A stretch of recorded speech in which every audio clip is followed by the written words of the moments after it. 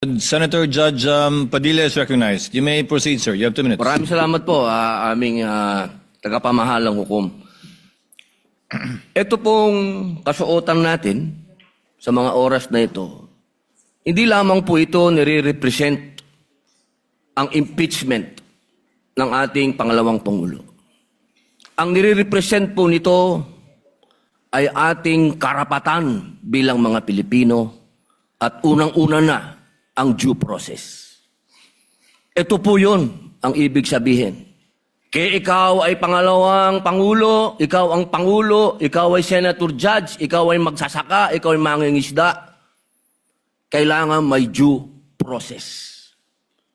Yung pong nangyari sa akin, na ako po ay nahusgahan na kaagad bilang Senator Judge, ang pinaglalaban po natin, integridad ng korte na ito at ng mga Senator Judge.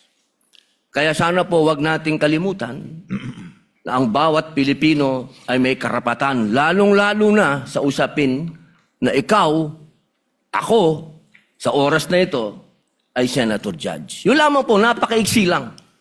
Due process, mga mahal kong kaibigan, mga mahal kong kababayan, maging prosecution, maging defense, sa ating lahat, wag nating kalimutan. Pantay-pantay tayo sa batas. Maraming salamat po.